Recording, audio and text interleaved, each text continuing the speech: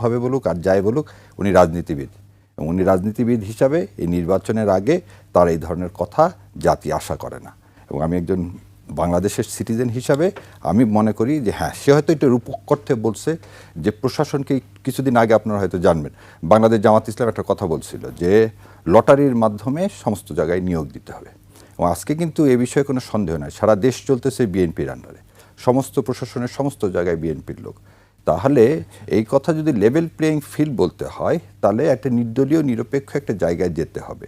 সেই নির্দলীয় নিরপেক্ষ জায়গায় না গেলে, আজকে আর 2টা মাস আছে ইলেকশানে, যদি ফেব্রুয়ারি মাসে ইলেকশান হয় তাহলে আপনি তফসিল ঘোষণা করবেন ফার্স্ট উইক অফ ডিসেম্বর, এবং নির্বাচন কমিশন তখন সবাইকে পরিবর্তন করবে। সো সেই মুহূর্তে ওনার এই কথাটা একদিকে যেমন অনাকাঙ্ক্ষিত, আর একদিকে এটা একটা বার্তা যে আসলে জামাত ইসলাম অনেকেই এটা একটা কি বলবো, সারা দেশকে একটা ভ্রান্ত ধারণা দিতে চাচ্ছে জামাত ইসলাম হয়তো দেশ চালাচ্ছে, সেজন্য জামাত ইসলাম ইলেকশন করতে চায় না। যেমন অনেকে বলতেছে জামাত ইসলাম যেহেতু বাটার খাচ্ছে, অতএব ইলেকশন তাদের যাওয়ার বা করার কোনো ইচ্ছা নাই। সো এই মেসেজ থেকে এটা পরিষ্কার যে জামাত ইসলাম প্রশাসন বা কোনো জায়গায় জামাত ইসলামের কন্ট্রোলে নাই। আব্দুল তুষার, আপনার কাছে আসবো, তার সাথে একটা কাউন্টার কোশ্চেন করতে চাই। আপনি বলেছেন যে বিএনপির লোক দেশ চালাচ্ছে, আপনি একটু স্পেসিফিক বলেন। আচ্ছা, সবাই মনে করছে, আবার বলছেন জামাত ইসলাম বাটার খাচ্ছে, তাহলে সবাই আবার এটা মনে করছে কেন? সবাই কি ভুল মনে করছে? আর বিএনপি কোন কোন জায়গায় দেশের একদম বলে দিচ্ছি আপনাকে। ধরে নেন আমি তো আইন অঙ্গনের লোক, তাহলে আইন অঙ্গন দিয়ে শুরু করি। আমার শ্রদ্ধেয় অ্যাটর্নি জেনারেল মহোদয়, উনি কোন পার্টির আপনারা জানেন। অ্যাডিশনাল অ্যাটর্নি জেনারেল মহোদয় কোন পার্টির আপনারা জানেন। ডেপুটি অ্যাটর্নি জেনারেলদের মধ্যে 90% কোন দলের আপনি জানেন। অ্যাসিস্ট্যান্ট অ্যাটর্নি জেনারেলের 95% কোন জেলা জানেন। সমস্ত জেলার পিপি, জিপি, এপিপি কোন দলের 90% হচ্ছে এই যা বললাম সব মোর দেন 90% হচ্ছে বিএনপির। মানে আপনি এপিপিপি পর্যন্ত আসছেন? জি, এপিপিপি পর্যন্ত আসলাম, কারণ আমি আইন অঙ্গনের মানুষ, আপনি উদাহরণ হিসাবে জানতে চাইলেন, এটা দিলাম। আর দেখেন ইলেকশন কমিশনে ডক্টর মঈন সাহেব বলছিলেন যে কিছুদিন আগে যে ইলেকশন কমিশনের যেসব অফিসাররা আছে তাদেরকেই প্রিজাইডিং অফিসার হিসাবে নিয়োগ দেওয়া হোক। আপনি হয়তো জানেন 2002 সালে যাদেরকে নিয়োগ দেওয়া হয়েছিল তাদের অনেকের চাকরি চলে গিয়েছিল, অনেকে সাসপেন্ড করে রেখেছিল, তারা কোর্টে মামলা করে তাদের চাকরি ফেরত পেয়েছে, এবং সেই লোকগুলোই আজকে কিন্তু ইলেকশানে এই মানে প্রায় 1700 কর্মচারী যারা বিএনপির সময় সেই সময় কি নিয়োগ পেয়েছিল। সো আমার মনে হয় যে এতটুকুনি যথেষ্ট আপনার উত্তরটা। জি জি জি, আমরা আরেকটি ক্লিপ দেখে আব্দুল তুষারের কাছে যাবো। এটা যদি দেখতে পারি, পুলিশ আপনার পেছনে হাঁটতে হবে, ওসি সাহেব আপনার কি প্রোগ্রাম তা সকালবেলায় জেনে নেবেন এবং আপনাকে প্রোটোকল দেবেন। আছে আমাদের ভিডিওটা দেখতে পারবো? পুলিশ আপনার পিছনে পিছনে হাঁটতে হবে, ওসি সাহেব আপনার কি প্রোগ্রাম সকালবেলায় জেনে নেবে আর আপনাকে প্রটোকল দেবে। জি, আব্দুল তুষার, যে বাটার খায় জনগণ মনে করে, কিন্তু আমাদের ব্যারিস্টার সাহেব মনে করে খায় না, সব বিএনপি খায়। আর এই সব বিএনপি খায় এটাও বলিনি, কিন্তু আপনি আবার টুইস্ট করলে হবে না। আপনি উপস্থাপক যা বলছি সেটাই বলতে হবে। কত পার্সেন্ট? না, আমি 70-80% এইভাবে না, আপনাকে যে আপনি একটা নিরপেক্ষতা রেখে প্রশ্ন করতে। জামাত কত পার্সেন্ট? আমি আপনাকে আবার না শোনেন, ওই অবস্থা আমরা নাই। অতএব যা প্রশ্ন করবেন কোন দলকে অ্যাসাসিন করার জন্য আপনি ওখানে নাই, আমি ওখানে নাই। সো বি কেয়ারফুল যখন যে কথা বলবেন। যেমন কোর্টে আমরা এমন কোনো কথা বলতে পারি না যেটা কন্টেম্প অফ কোর্ট হয়। সো আপনিও যখন প্রশ্ন করবেন নিরপেক্ষতা রেখে প্রশ্ন করতে হবে। একটা জিনিস ভুলবেন না, গত 15 বছরের মতো আমরা নাই। সো আপনি জামাত কত পার্সেন্ট খায়, বিএনপি কত পার্সেন্ট খায়, এই ধরনের কোশ্চিন আপনার কাছে মানুষ আশা করে না। আপনাকে নিরপেক্ষ ভূমিকা রেখে আমি যখন বললাম যে দেশ চালাচ্ছে বিএনপি, মানুষের ধারণা কনসেপশন শেষ করতে দেবেন, তারপর আপনি বলবেন।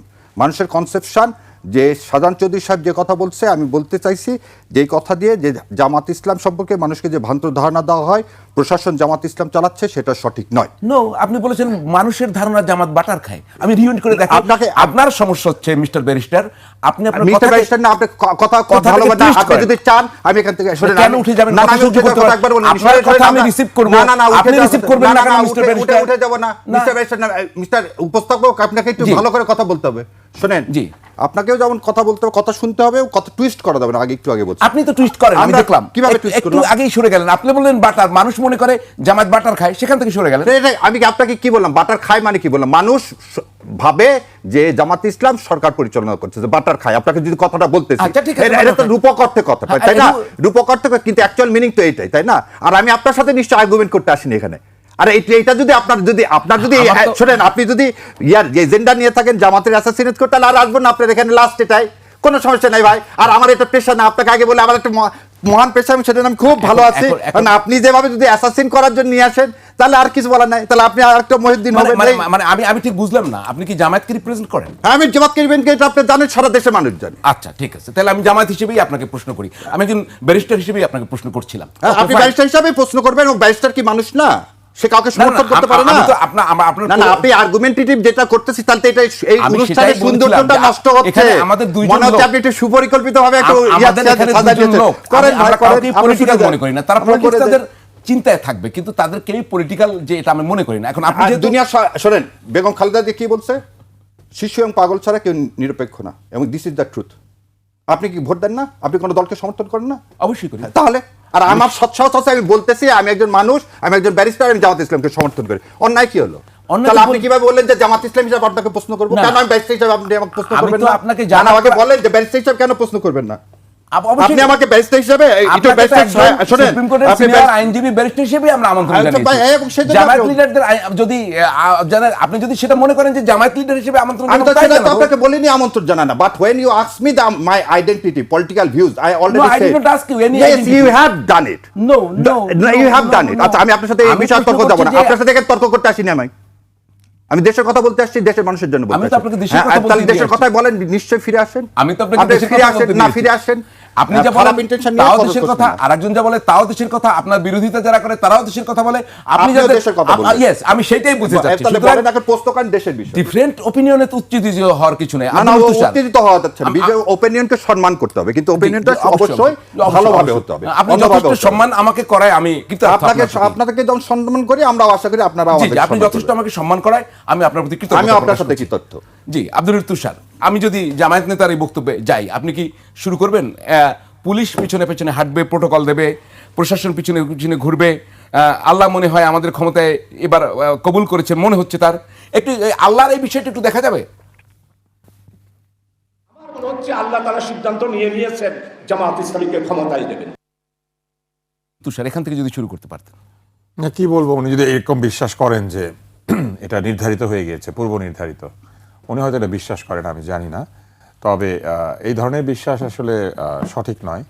আল্লাহ তাআলা আমাদের অন্তর জানেন, কিন্তু আমরা আল্লাহ তাআলা কি করবেন বা করতে পারেন এটা তো আর আমরা বলতে পারি না, আমাদের পক্ষে এটা সম্ভব না বলা। উনি বলেছেন, নিশ্চয়ই এটার ব্যাখ্যা ওনার কাছে আছে, উনি সেটা মনে করেছেন। আর রাষ্ট্রের কর্মচারী রাষ্ট্রের কাছে অনুগত থাকবে, কোনো ব্যক্তির কাছে না। উনি এমপি হইল না, আমরা আশা করেছি যে এমপি, মিনিস্টার কিংবা তার চাইতে অধিকতর ক্ষমতাবান ব্যক্তিবর্গ যারা অতীতে ক্ষমতা দেখিয়েছেন এবং যাদের পেছনে সামনে ডাইনে বামে পুলিশ হেঁটেছে, ভবিষ্যতে সেটা হাঁটবে না। আমরা মনে করেছি যে পুলিশ তার দায়িত্ব পালন করবে, সেনাবাহিনী তার দায়িত্ব পালন করবে, আমলাতন্ত্র তার দায়িত্ব পালন করবে, প্রত্যেকে যার যার অবস্থান থেকে রাষ্ট্রের প্রতি তার যতটুকু কর্তব্য সেটা পালন করবেন, কেননা তারা প্রত্যেকেই প্রজাতন্ত্রের কর্মচারী। উনি যদি কালকে নির্বাচিত হন, উনি হবেন প্রজাতন্ত্রের এমপি, এবং সেটা টেম্পোরারি পোস্ট, 5 বছরের জন্য বা কোনো একটি মেয়াদের জন্য তিনি নিযুক্ত হবেন ওই পদে, জনগণ তাকে টেম্পোরারিলি ওই জায়গাটাতে নিবে। তো অতএব যেভাবে তিনি বলেছেন, আমি মনে করি যে সেটা সঠিক নয়, একজন রাজনীতিবিদ হিসেবেও নয়, একজন নাগরিক হিসেবেও নয়। পুলিশ পিছনে হাঁটবে কেন, কী কারণে? ওনার পিছনে হাঁটার দায়িত্ব পুলিশের, নাকি ওনার সামনে হাঁটার দায়িত্ব? পুলিশ যদি প্রয়োজন মনে করে ওনার পাশে হাঁটবে, প্রয়োজন মনে করে সামনে হাঁটবে, প্রয়োজন মনে করে পিছনে হাঁটবে। পুলিশের কাজ নিরাপত্তা দেওয়া, এবং ব্যক্তিগতভাবে ওনার যদি সেই নিরাপত্তার প্রাপ্য হয়ে থাকেন, পুলিশ সেটা দিবে, আর যদি প্রাপ্য না হয়ে থাকেন তাহলে দিবে না। আইনের মধ্যে থেকে উনি যতটুকু চাইতে পারেন ততটুকু চাইবেন, এবং যতটুকু পাইতে পারেন তিনি ততটুকু পাইবেন। হ্যাঁ, কিন্তু ওনার অবস্থাটা হচ্ছে গানের মতো, এই তোমায় আমি পাইতে পারি বাজি, মানে উনি পাইবেন পুলিশে, উনি পাইছেন, উনি সামনেও পাইছেন, পিছনেও পাইছেন, উনি যেভাবে বলবেন, উঠতে বসলে উঠবে, বসতে বললে বসবে। প্রজাতন্ত্রের কর্মচারীকে ব্যক্তিগত কর্মচারী মনে করার যে রেয়াজ, এইটা কিন্তু আসলে এক ধরনের স্বৈরতান্ত্রিক মানসিকতা।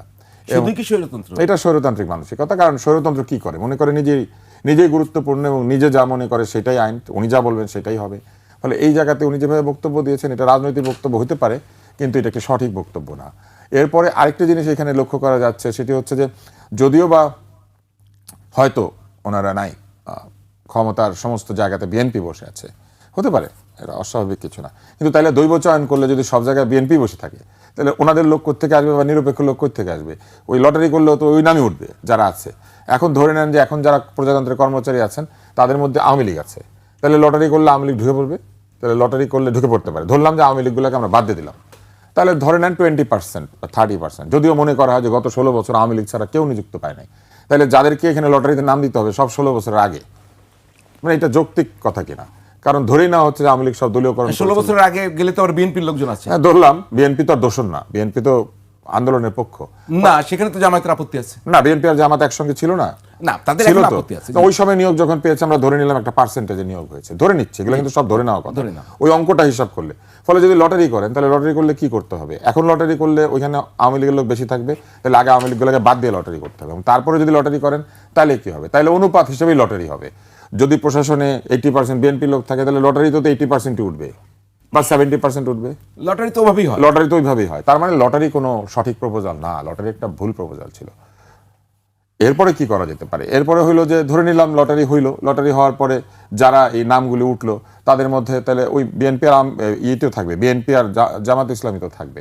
তাহলে থাকলে পরে তারা মিলে নির্বাচনটা করবেন। কিন্তু যদি তারা মিলে নির্বাচনটা করেন, যদি তাদেরই পছন্দের লোক ওখানে থাকে, তাইলে কি এটা আবার নিরপেক্ষতা হইলো? ওখানে এনসিপিরও লোক থাকতে হবে, ওইখানে অন্য যারা পার্টি তাদেরও তো লোক থাকতে হবে। ফলে নিরপেক্ষতার সাথে লটারির কোনো সম্পর্ক নাই। নিরপেক্ষতার সাথে সম্পর্ক হচ্ছে প্রশাসনকে নিরপেক্ষ আচরণ করতে দেওয়া, গণ অধিকার পরিষদ দাবি করতে পারে, গণ অধিকার চাইতে পারে। আর মানে সবারই তো তাহলে থাকতে হবে না, একটু একটু করে, না থাকলে তো নিরপেক্ষতা হবে না। তাহলে এটা হচ্ছে একটা যৌক্তিক সমাধান, কিন্তু এই যৌক্তিক সমাধানে পৌঁছানো সম্ভব না। প্রস্তাব দেওয়া যায়, কিন্তু এই যৌক্তিক সমাধানে পৌঁছানো সম্ভব না যে লটারি করে এটা হবে না। নিরপেক্ষতা জিনিসটা কি? একটু আগেই ব্যারিস্টার সাহেব বলছিলেন যে বহু লোককে নিয়ে আসা হয়েছে যারা আগের লোক, মানে যাদের 1700 লোক, তাই না? 1700 লোক। তাহলে এই 1700 লোকের লটারিতে নাম থাকবে না? থাকবে। তাহলে এই 1700 লোককে আনা হইলো কিসের ভিত্তিতে? দলীয় পরিচয়ের ভিত্তিতে। উনি তো তাই বলেছেন।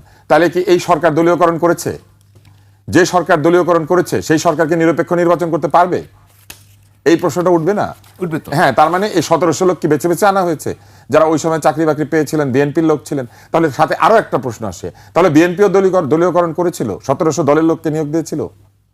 তাহলে 1700 যদি দলের লোককে নিয়োগ দিয়ে থাকে তাহলে দলীয়করণের দোষ আর 16 বছর কি? তাহলে 21 বছর, তাহলে তারও আগে 42 বছর, তারও আগে 50 বছর, তারও আগে 47 থেকে, তারও আগে মনে করেন ব্রিটিশরা তো দলীয়করণই করেছিল, কারণ ব্রিটিশরা হচ্ছে এখানে এসে নিজেদের লোক নিয়োগ দিত। সাদা চামড়া না হইলে আপনি ডিসি হইতে পারতেন না, পারতেন না। তাহলে ব্রিটিশরা তো জাতিকরণ করেছিল, মানে রেসিজম এক ধরনের। তার আগে কি করেছিল? মুঘলরা তো ফার্সি ভাষা চাপিয়ে দিয়েছিল। ফার্সি কি আমাদের এখানকার ভাষা? ফার্সি তো ইরানের ভাষা। সেই ভাষাতে আমরা দলিল টলিল লিখতাম। ভাই, আমাদেরকে একটা যুক্তিসঙ্গত সমাধানে আসতে হবে। প্রথম সমাধান হচ্ছে এই ধরনের বক্তৃতা দিলে বক্তৃতা যেমন প্রশ্নবিদ্ধ হবে, নির্বাচনও প্রশ্নবিদ্ধ হবে। এবং এইরকম অ্যাটিচিউড যদি কোনো রাজনীতিবিদের থাকে তাহলে এটা বুঝতেই হবে যে ওই যে কর্তৃত্ববাদী মনোভাব, সেই মনোভাব মন থেকে যায় নাই। হতে পারে পুরনো মানুষ, হতে পারে বয়স্ক মানুষ, হতে পারে তাদের যুগে তারা কর্তৃত্ববাদী রাজনীতি করেছেন, কিন্তু সেই কর্তৃত্ববাদের অবসান ঘটাতেই তো আন্দোলনের বৃহত্তম শক্তি এনসিপি একজন রিকশাওয়ালাকে মনোনয়ন দিয়েছে। জি, ঢাকা ওই আসনটা এখন খুব তাহলে আলোচিত। কর্তৃত্ববাদের এটা একটা অবসান। আজকে বাংলাদেশের সকল ব্যাটারি রিকশা এবং পেডেল রিকশাওয়ালা স্বপ্ন দেখতে পারছে সে এমপি হবে। তাহলে ফুডকার্টের মালিক, তাহলে ধরেন ঠেলা গাড়ি চালক, সকলেই তো স্বপ্ন দেখতে পাচ্ছে। এটা একটা বিরাট ব্যাপার নয় কি? যে কোনো লেভেলের মানুষ, যে কোনো লেভেলের মানুষ এমপি হবার স্বপ্ন দেখতে পারছে। এখন আমরা যদি মনে করি এই ফুডকার্টওয়ালা যিনি, উনি তাকে ইলেকশন করছেন ওইখানে, না কিন্তু বা ধরেন এই রিকশাওয়ালা যিনি আমার ভাই স্যালুট দিয়েছিলেন, এখন ওনার পিছনে পিছনে পুলিশ হাঁটবে। সারা বাংলাদেশের সর্বত্র যিনি জোর দেখাতে পারবেন তার পিছনেই তো পুলিশ হাঁটতে হবে। একসঙ্গে তো সবার পিছনে পুলিশ হাঁটবে না। যে এলাকায় যার জোর বেশি তাহলে তার পিছনে হাঁটবে। তাহলে আবার গিয়ে কি দাঁড়াচ্ছে? ইলেকশনে জোর খাটানোর বিষয়টিকে একটা ধারণামূলক বলা হয়েছে যে আমাদের যেহেতু শক্তি আছে, আমাদের কথা শুনতে হবে, আমাদের কথা উঠবে, আমাদের কথায় বসবে। আরে জনগণের কথায় যদি একটু উঠতো আর বসতো, সাধারণ জনগণ যদি এই সেবাটা পেত, তাহলে আমাদের জনগণের জীবন অনেক গুরুত্বপূর্ণ হতো। কিন্তু আপনি মনে করেন যে জনগণের পুলিশ এভাবে সামনে আর পিছনে হাঁটবে, নির্বাচিত হওয়ার পরে এই ধরনের এমপি যে দলেরই হোক, আমি একটা দলের এমপি হিসেবে ওনাকে বিবেচনা করছি না, এই ধরনের মানসিকতা নিয়ে যদি একাধিক এমপি আমাদের সংসদে যান, তাহলে কোথাও আপনি দেখবেন পুলিশ পিছনে হাঁটছে, কোথাও দেখবেন পুলিশ বসে আছে, কোথাও দেখবেন দাঁড়িয়ে আছে, কোথাও দেখবেন সামনে আছে, কোথাও দেখবেন নাই, বলে দিয়েছে এখানে থাকার দরকার নাই। তো এইটাকে আমাদের নীতি বা আইন বা হোক আমরা সেটা চাই? আমরা সেটা চাই না। আমরা এই আন্দোলনের পরে সত্যিকার অর্থে যেটা চেয়েছি সেটা হচ্ছে বৈষম্যমুক্ত সমাজ। আমরা চেয়েছি মেধাভিত্তিক সমাজ। আমরা চেয়েছি নিয়োগ বাণিজ্য বন্ধ হবে, নিয়োগে ঘুষ বন্ধ হবে। আমরা চেয়েছি মেধার ভিত্তিতে প্রতিযোগিতামূলকভাবে যিনি পরীক্ষায় ভালো করবেন তিনি নিয়োগ পাবেন। আমি এবার একটা প্রশ্ন করি, এই প্রশ্নটা আমার। এই গত কিছুদিনের মধ্যে নতুন চাকরি পাওয়া ছেলে মেয়েদের চাকরি চলে গিয়েছে, বলা হয়েছে জনস্বার্থে তাদেরকে অপসারণ করা হচ্ছে। কিসের স্বার্থ? কি সেই স্বার্থ যে কারণে মেধার ভিত্তিতে একটি ছেলে বা মেয়ে সরকারি চাকরি পাওয়ার পরে সেই চাকরি ভালো মতো করার আগেই তার চাকরি চলে যাচ্ছে? কি সেই জনস্বার্থ, এটা তো ব্যাখ্যা দিতে হবে। আজকে কি আমাদের সেই ছেলেটা বা মেয়েটা কোর্টে যেতে পারছে, গিয়ে বলতে পারছে আমাকে অন্যায়ভাবে অপসারণ করা হয়েছে? আমরা শুনবো এই তো এখন আমার পাশেই তো কোর্টের মানুষ বসে আছে, পারছে কি? পারছে না। কারণ কোর্টের মধ্যে কি হয়? কোর্টের মধ্যে আমরা দেখি বারান্দার মধ্যে আক্রমণ হয়, এমনকি কোর্টে হাজিরা দিয়ে হাসপাতালে ঢুকতে থাকে, গুলি করে মানুষ মারা যায়। এই এখনই আসবে যে বিএনপির সন্ত্রাসীরা বিএনপির সন্ত্রাসীকে হত্যা করেছে, বিএনপি মারামারি করেছে। কিন্তু এটা বন্ধ করার দায়িত্ব কার ছিল? এটা বন্ধ করার দায়িত্ব ছিল এই সরকারের। এই সরকারের দেখানোর কথা ছিল নিরপেক্ষতা জিনিসটা কি। এই সরকারের প্রমাণ করার কথা ছিল মেধাভিত্তিক সমাজ তৈরির জায়গাটা আসলে কি। এই সরকারের প্রমাণ করার কথা ছিল জনগণের ভোটে নির্বাচিত না হয়েও জনগণের কাছে কতটুকু দায়বদ্ধ থাকা সম্ভব। এই সরকারের জানার কথা ছিল যে সারের মূল্য বাড়িয়ে দিলে খাদ্যের মূল্য বাড়ে, বাংলাদেশে ইউরিয়া ব্যবহৃত হয় প্রকৃতপক্ষে ধান খেতে, ধান চাষে, এবং আজকে যদি 16 টাকার ইউরিয়া 30 টাকা হয়, তাহলে পরে অন্তত 15% খরচ রয়েছে এই উৎপাদনের ক্ষেত্রে সারের মূল্য। সেইখানে অন্তত পক্ষে এটা বেড়ে যাবে কতখানি? অনেকখানি বেড়ে যাবে। এই 15% গিয়ে কোথায় দাঁড়াবে জানেন? খরচের 30% বা 25%। ওই জায়গাতে গিয়ে যেটা পৌঁছাবে, তাতে করে যে সামনে চালের দাম বাড়বে, এইটুকু ভর্তুকি জনগণকে দিতে হয়। বাংলাদেশের মানুষের একমাত্র বিলাসিতা হচ্ছে এই দরিদ্র জনগণ একটু ভাত খায়। জি জি, যে আমরা শুনবো, তার আগে একটি তথ্য জানিয়ে আমরা একটা বিরতিতে যাব। যেটা হচ্ছে যে জামায়াতের স্থানীয় পর্যায় থেকে বলা হয়েছে যে শাহজাহান চৌধুরী যে কথা বলেছেন তার দায় জামায়াত নেবে না, এটা তার ব্যক্তিগত অপিনিয়ন, নাম্বার 1। নাম্বার 2 হচ্ছে চট্টগ্রামের স্থানীয় পর্যায় থেকে বিএনপি যৌথ বিবৃতিতে দাবি করেছে এরশাদুল্লাহ সাহেব, তিনি এবং মহানগর বিএনপির আহ্বায়ক, এই শাহজাহান চৌধুরীকে আইনের আওতায় আনার দাবি জানিয়েছেন। এ বিষয়ে আমরা শুনবো দর্শক। তার আগে নিচ্ছে একটা বিরতি, আমাদের সঙ্গেই থাকুন। ফ্যাক্ট চেক নিয়ে ফিরবো একটু পরেই।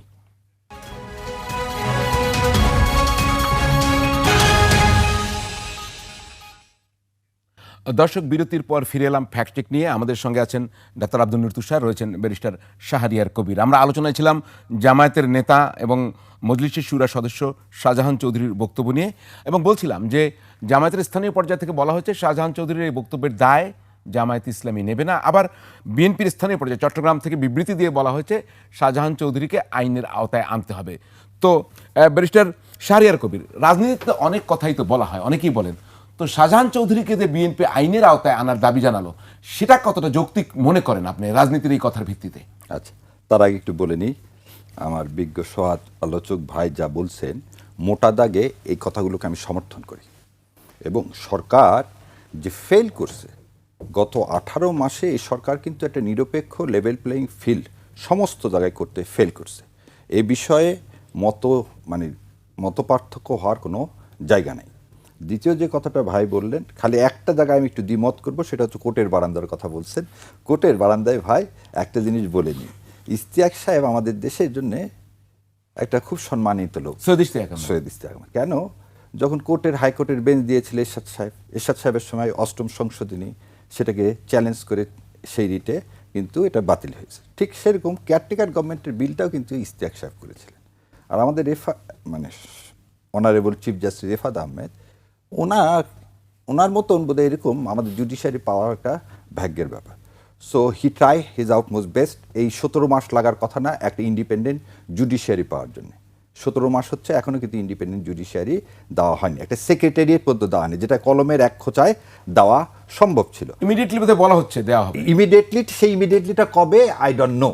কারণ আপনি তো বলতেছেন নির্বাচনের ট্রেনে উঠে গেছে, ডিসেম্বর থেকে তো আপনি খালি কি করবেন, নির্বাচনের কাজ করবেন, গেল 1 নম্বর। দ্বিতীয় কথা, একটু আগে যেটা বললাম, এই জুডিশিয়ারি করতে গেলে অ্যাটর্নি জেনারেল সার্ভিসটা আপনি কি করতে পারতেন, আলাদা করতে পারতেন।